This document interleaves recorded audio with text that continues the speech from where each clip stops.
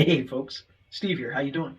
Hey, I just went out not too long ago today, and I shot a fly around of the trailer. It'd been a while since I've done one of those, and so I did a nice detailed, I think, fly around. And I realized as I was throwing it up on the computer and getting ready to basically edit and get it ready for posting that I never shot an introduction to it. So here's my introduction. If you would, like and subscribe down here, and if you would, leave a comment. You know, let's get some dialogue going. Ask a question, give me a comment, give me some suggestions, whatever it is, right? Keep it positive. Yay. And I hope you enjoy the fly around, and I have no idea how long this is going to take because I'm only starting to edit this, so whatever. So whatever it is, that's what it's going to be. So y'all take care. See you at the end of the video. Okay, starting on the right and going counterclockwise. Level garage. 2 and 4 foot levels, 2 of each. Long 4-foot drawer. Everything is all labeled there, you can see. Small cubby space that I had for those sawhorses. My sacrificial strips that I use for my workbench. Vertical tool garage, because of the width of the trailer being so narrow, the aisle is narrow, therefore the vertical tool garage was necessary to be able to get those tools off.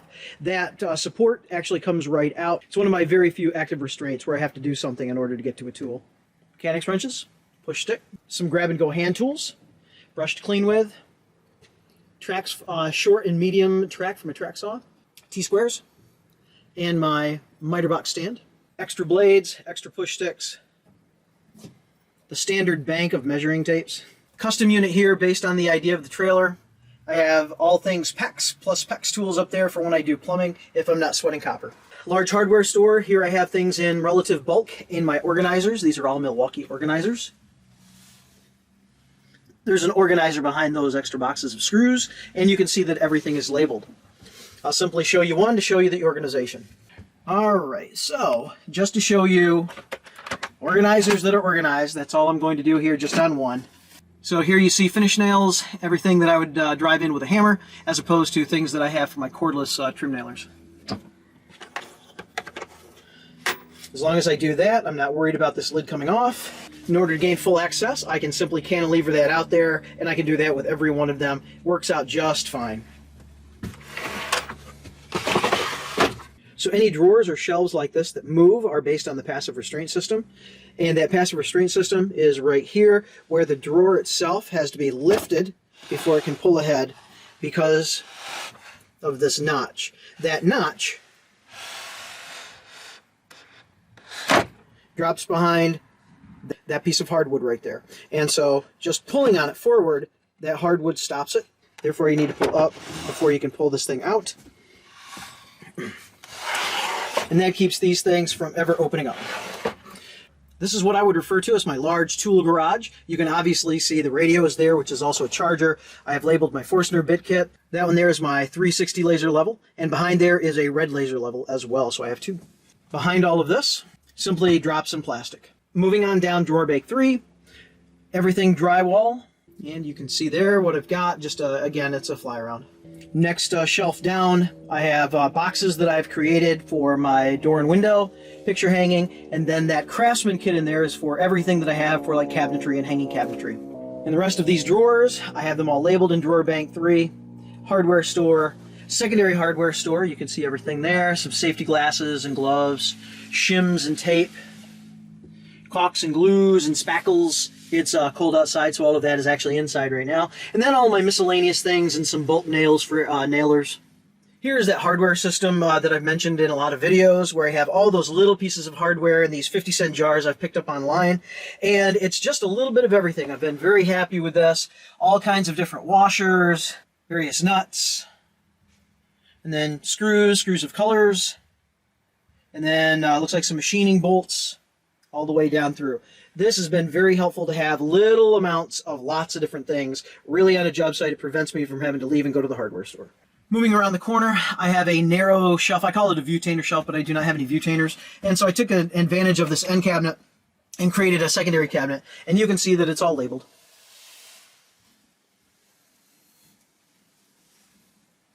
And if we move around the corner,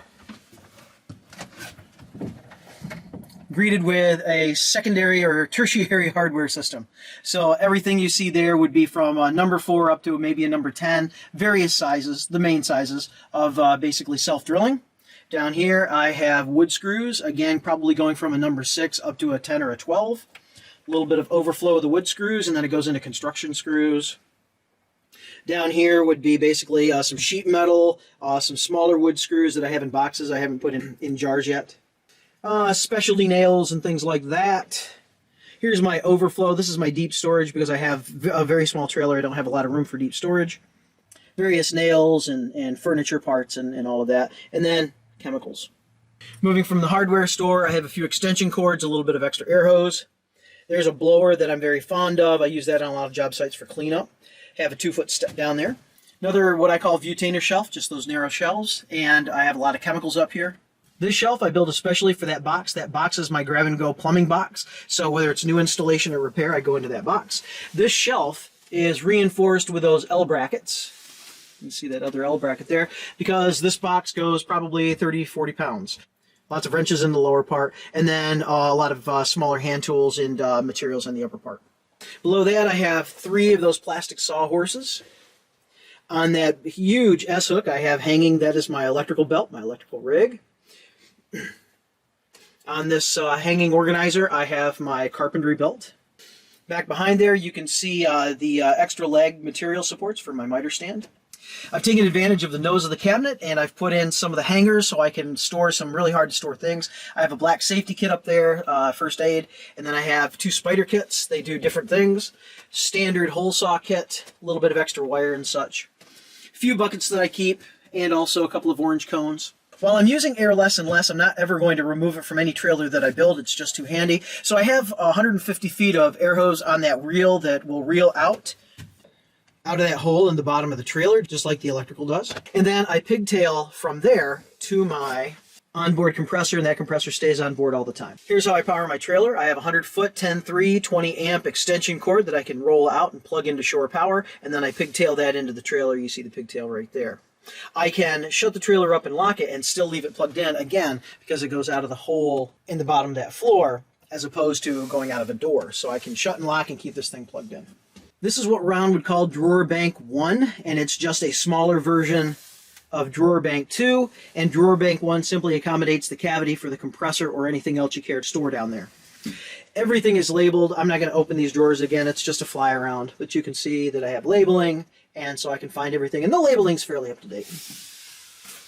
In Drawer Bank 2, in the middle cabinet, a lot of hand tools right in that top drawer. All of my staples, my stapler, and all of my air, or what would be now my cordless finish nails, are all in that drawer. Down here I have plumbing and my hole saws. So everything plumbing except for PEX is right there. So all of my soldering stuff. And then down here I have saws and miscellaneous equipment for routering. In the prime real estate, Drawer Bank 2 right at the front of the trailer in the very top, I have just a lot of things that had no other home.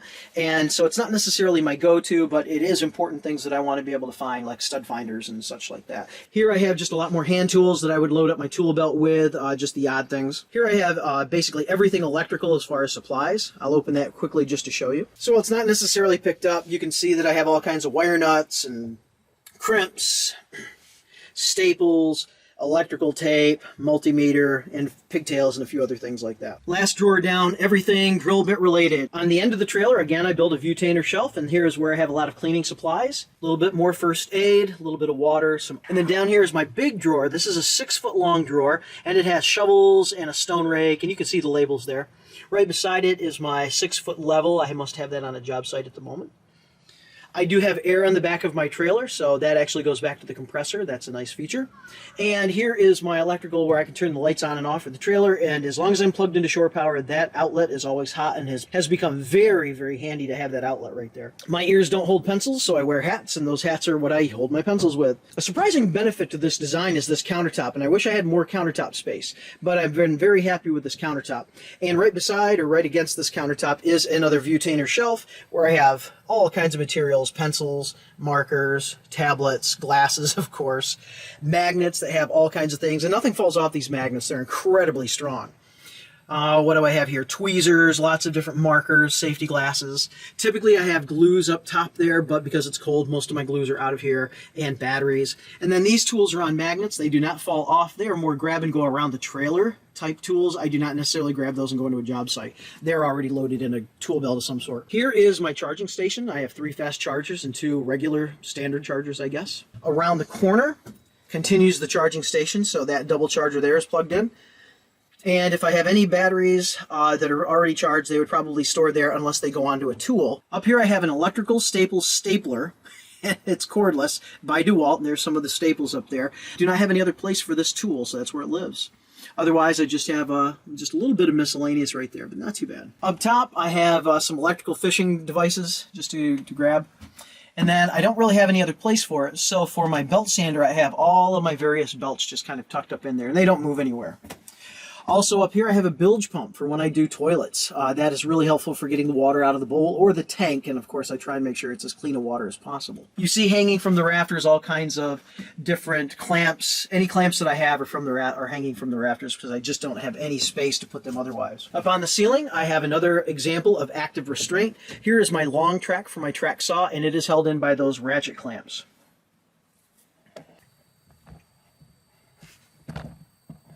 So the last thing that I have is my tool cubbies. And my tool cubbies, because I am maxed out for tools, typically have possibly up to 2 tools. And so I would simply have them stacked in there on some kind of an angle so they self-lock in, and I can get 2 tools to fit. So this is how I'm able to have a maximum amount of tools in a limited set of tool cubbies. So let me give you an idea of what is in these tool cubbies. This lower tool cubby is 14 inches tall and 14 inches deep. I have a couple of cordless flashlights. Here I have a driver and drill. Here I have a driver and a hammer drill. Here again is a driver and a hammer drill. Here I have an impact wrench and a right angle drill. Here is my drywall material. That is a drywall gun and a drywall trimmer in the back. Drywall trimmer. 60 volt track saw. 7 1/4 regular 20 volt. Multi-tool. Corded and cordless router, 2 jigsaws, one with the flat foot and one with the Collins coping foot,